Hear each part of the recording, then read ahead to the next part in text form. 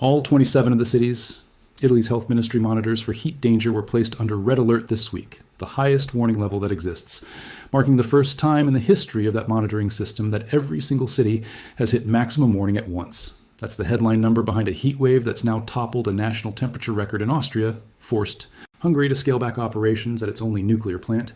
and dropped the Danube River low enough to expose sunken World War II warships and lev ordnance that hadn't seen daylight in 80 years. Start with Italy,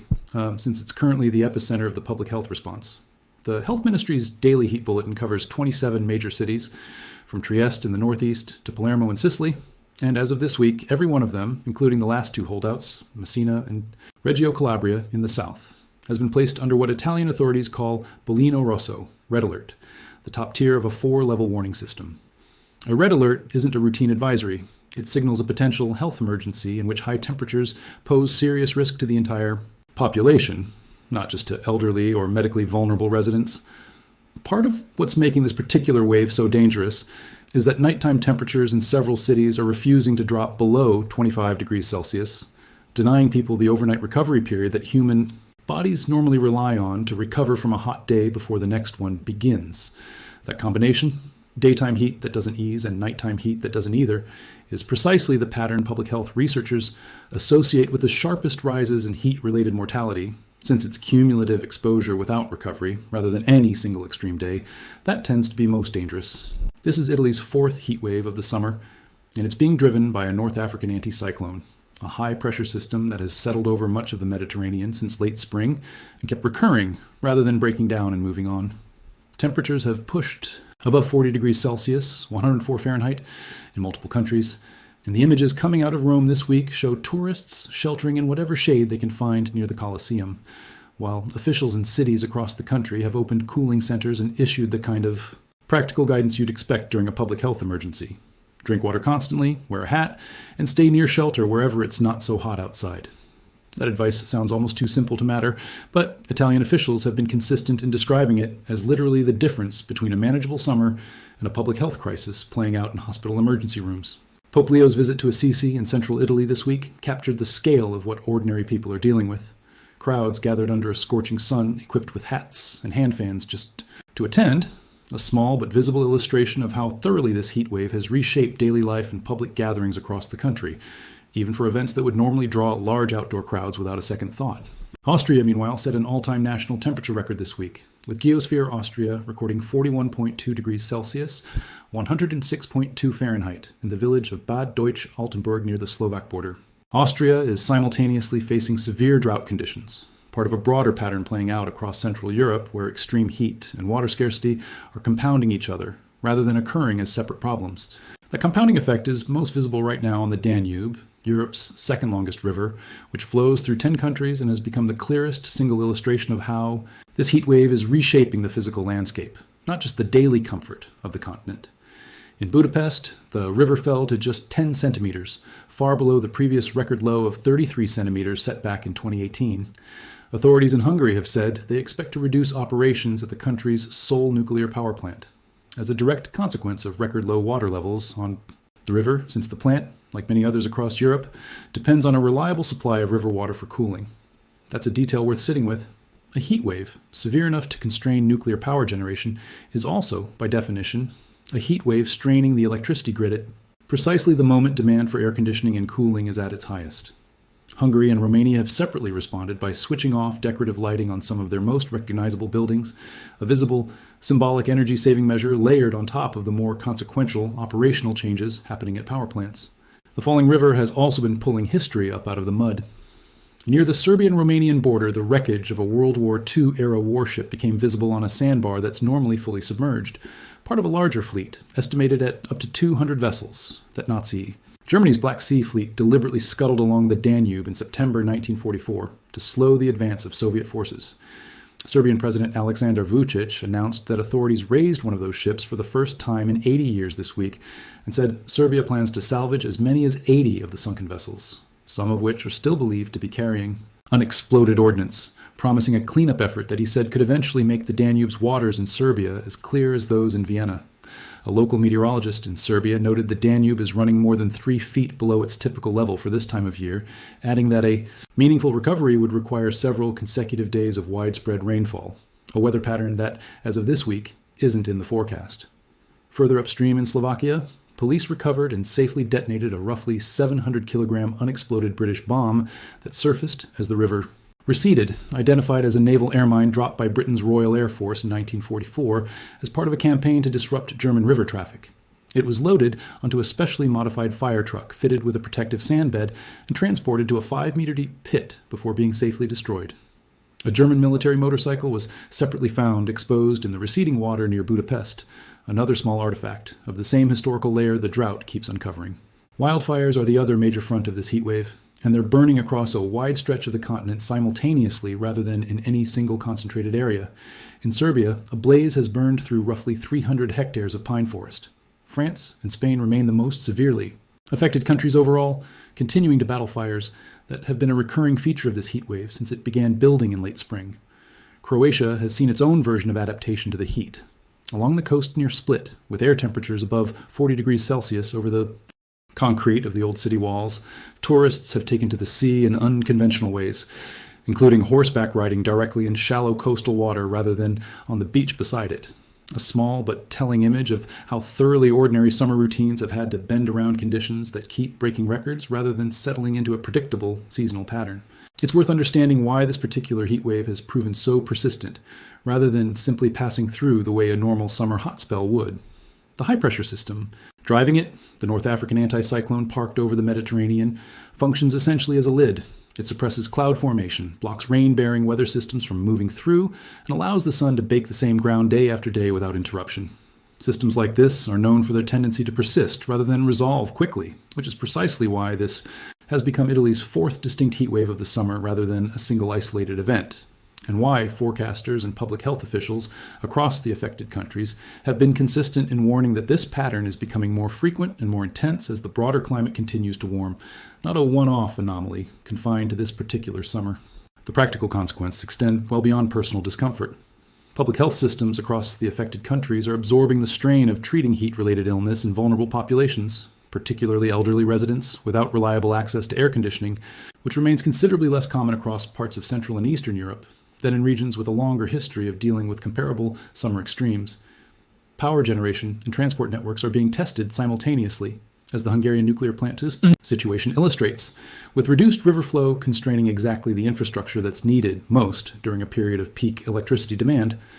and the agricultural toll is mounting quietly alongside the more visible crises. Crops, including wheat, soybeans, and sunflowers, have suffered from the drought conditions accompanying the heat, according to regional meteorologists, with no clear indication of when a meaningful, sustained recovery in rainfall might actually arrive.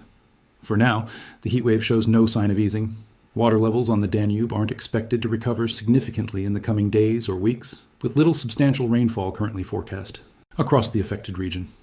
Italy's red alert status across all 27 monitored cities remains in effect, and officials have given no indication of when that might change. The oppressive heat is expected to persist across the continent, which means there's no near-term reprieve on the way, not for the people sheltering from it in Rome, Bucharest, and Budapest, and not for the animals and ecosystems absorbing the same record-breaking temperatures, with considerably fewer options for finding relief. It's worth explaining a bit more about how Italy's heat alert system actually works, since the fact that all 27 cities hit red alert simultaneously is being described by health officials as genuinely unprecedented rather than simply a bad week. The Ministry of Health issues its heat wave bulletin daily, covering the network of 27 major cities from May through September, with forecasts extending 24, 48, and 72 hours ahead. So residents and local authorities have some lead time to prepare, rather than reacting only once conditions have already turned dangerous. The system uses 4 tiers, and the distinction between them isn't administrative box checking. It reflects an actual physiological threshold. Level 1, marked green, signals no significant heat health risk. The higher levels progressively indicate that heat is becoming dangerous, first for vulnerable groups, and then, at the red alert level, for essentially the entire population, including healthy adults who wouldn't normally be considered at elevated risk. Reaching red alert in all 27 cities at once means that, for the first time since Italy began systematically tracking heat health risk this way, There's no major city left in the country where local officials can tell residents the danger is currently limited to specific vulnerable groups. Everyone is, by the government's own definition, at meaningful risk simultaneously. That matters for understanding why this particular event is being treated differently by public health officials than previous hot summers, even in a country that experiences heat waves virtually every year. Italy has had red alerts in prior summers, including recent ones, but always as a rolling or partial phenomenon, with some cities reaching the threshold while others remained a tier or two below it. The simultaneity this time, every monitored city crossing the same threshold within the same short window, is what officials are pointing to as the specific marker of how unusual this event is, separate from the raw temperature numbers themselves, which, while serious, aren't dramatically outside the range Italy has seen in prior severe summers. It's the combination of extreme daytime heat, minimal overnight relief, and complete national coverage happening all at once that's driving the unprecedented framing, rather than any single new record being broken in isolation. The nuclear power situation in Hungary deserves a bit more context too, because it illustrates a vulnerability in European energy infrastructure that doesn't always get the same attention as the more visible drought and wildfire consequences. Nuclear plants, like many large thermal power stations, rely on a steady supply of river or seawater to cool their reactors and condense steam back into water for reuse in the generating cycle. When river levels fall and water temperatures rise simultaneously, as has been happening on the Danube this summer, plants can face a double constraint: less water physically available to draw from, and the water that is available already warmer than ideal, reducing how effectively it can absorb waste heat from the plant without exceeding environmental discharge limits designed to protect the river's ecosystem. That combination is exactly why Hungarian authorities have said they expect to scale back operations at their sole nuclear facility, a decision that has direct consequences for electricity supply, precisely during the weeks when demand for air conditioning and cooling is at its seasonal peak across the country. It's a pattern playing out at various thermal power plants across multiple European countries this summer, not just in Hungary, as record river level lows intersect with record electricity demand in a way that grid operators have had to actively manage rather than simply absorb. The wildfire situation across France and Spain, described as the worst affected countries in this current wave, fits into a broader pattern that's been building across the Mediterranean and Western Europe for much of the summer, rather than emerging suddenly this week. Extended periods of heat and drought dry out vegetation to the point where it becomes highly combustible. And once fires start under these conditions, the same hot, dry air that created the fire risk in the first place also makes fires harder to contain, since firefighting aircraft and ground crews are themselves operating under extreme heat stress, and fire behavior becomes more erratic and fast-moving in drought-primed vegetation than it would be in a normal summer. The 300 hectares burned in Serbia's pine forest fire represents a serious but geographically contained event, by comparison with the sustained, larger-scale fire activity that's been documented across France and Spain specifically, where firefighting resources have been stretched by the recurring nature of this summer's heat waves rather than facing a single, isolated crisis they could fully resolve before the next wave of hot, dry conditions arrived. Looking at the full picture together, what's unfolding across Europe this week isn't really a single weather event, so much as several compounding systems interacting at once: a persistent high-pressure pattern keeping temperatures elevated and rainfall away, a major river system falling low enough to constrain both shipping and power generation while exposing historical hazards that had been safely submerged for 8 decades, wildfires burning across multiple countries simultaneously rather than in one concentrated region, and a public health alert system in Italy registering a level of nationwide risk it has never recorded before. None of those pieces exist in isolation from the others. The same atmospheric pattern driving the extreme heat is also suppressing the rainfall that would otherwise be replenishing the Danube and easing wildfire risk, which means relief on any one front, whether that's Italy's red alerts lifting, the river recovering, or the fires being brought fully under control, is likely to depend on the same underlying shift in weather pattern rather than being addressed separately, city by city or country by country. There's also a practical dimension worth explaining for anyone trying to understand what a red alert actually means for daily behavior, since the guidance being repeated across affected countries is simple but grounded in real physiological risk rather than general caution. Drinking water consistently throughout the day, not just when thirst is already felt, matters because thirst is a lagging indicator of dehydration, particularly in older adults, whose sense of thirst naturally becomes less reliable with age. Avoiding direct sun during peak hours, generally the early afternoon window when temperatures and UV exposure both peak simultaneously, reduces the cumulative heat load on the body far more effectively than trying to tough out exposure and cool down afterward. And checking on elderly neighbors and relatives, particularly those living alone without reliable air conditioning,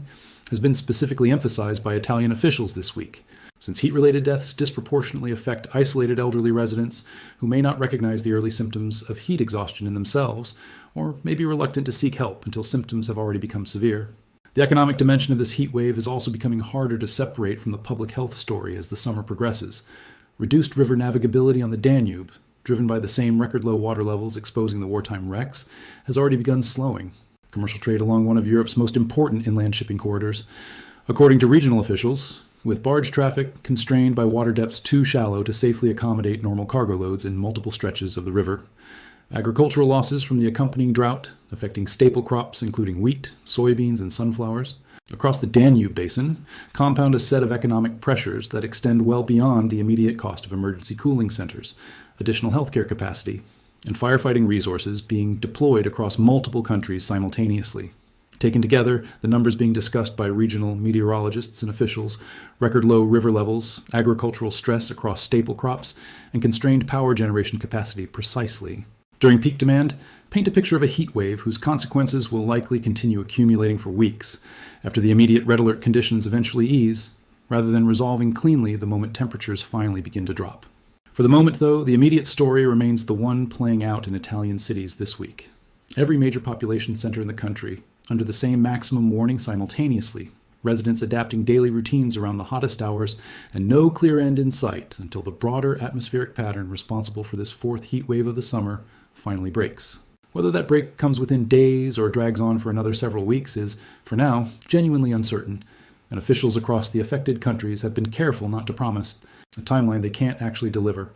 What's not uncertain is the pattern itself. A fourth heat wave in a single summer, arriving on top of a river system already stressed by cumulative drought,